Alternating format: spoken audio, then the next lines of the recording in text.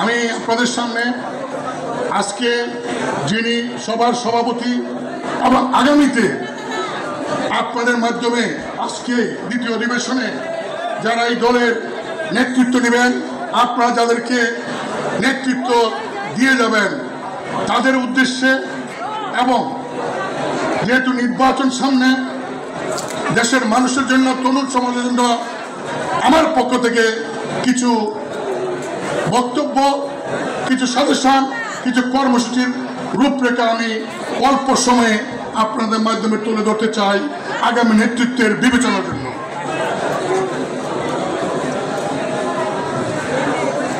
Extreme মশার coil plant fibre দিয়ে তৈরি, তাই সহজে ভাঙে না, সুগন্ধিযুক্ত ও নিরবিচ্ছিন্নভাবে চলে। ডেঙ্গু, চিকুনগুনিয়া বাহি সহ যে কোনো মশার বিরুদ্ধে দেয় এক্সট্রিম সুরক্ষা। নির্বাচন হবে কি হবে না একটা সন্দেহের মধ্যে দেশবাসী প্রহার করছে। অনিশ্চয়তা এবং সারা দেশে মানুষের জীবনের নিরাপত্তা, মানুষ কখন কিভাবে আহত হবে, আঘাতপ্রাপ্ত হবে, বাড়ির থেকে বের হয়ে ঘরে ফিরতে পারবে কিনা, এরকম একটা সময় আমরা এই কাউন্সিল করছি। জাতীয় পার্টি শাসন আমলে পল্লীবন্ধু হোসেন মোহাম্মদ এরশাদের 9 বছরের শাসনে যারা নেতৃত্ব দিয়েছেন এই প্রথম সারিতে আমাদের সিনিয়র সাবেক মন্ত্রী পরিষদের সদস্যবৃন্দ আছেন। আমাদের সময় কোনো মায়ের কোল খালি হয় নাই, আমাদের সময় কোনো বিধবার কান্না শোনা যায় নাই, আমাদের সময় মায়ের কোলে শিশু হারিয়ে গেছে, একটি গুলির আওয়াজ শোনা গেছে, ভয়ে সেই শিশুটিকে আমরা দেখেছি যে তার জানাজা হয়েছে।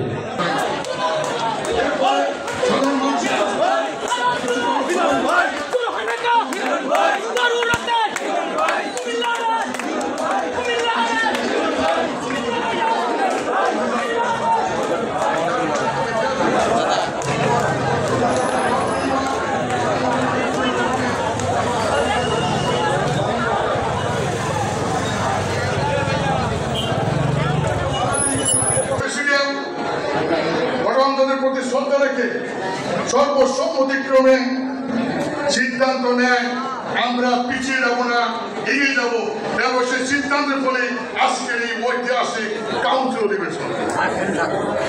এই কাউন্সিলের সভাপতিত্ব করছেন আমাদের অভিজ্ঞ বিচক্ষণ নেতা, সিনিয়র কো চেয়ারম্যান ব্যারিস্টার আমির মাহমুদ। এই অস্থির সময়ে তার নেতৃত্বে দাদা আমার একটা ভিডিও করে দিয়েছেন সাহস, দিয়েছেন নির্দেশনা। আমি তাকে আজকে আপনাদের সকলের পক্ষ থেকে জানাই অভিনন্দন এবং ধন্যবাদ। বন্ধুরা, আমাদের পথ চলা ছিল সংগ্রামের, কিন্তু সেটাই ছিল আমাদের গৌরবে। 1986 সালে প্রথম জাতীয় নির্বাচনে অংশগ্রহণ করে আমরা প্রমাণ করেছি বাংলাদেশের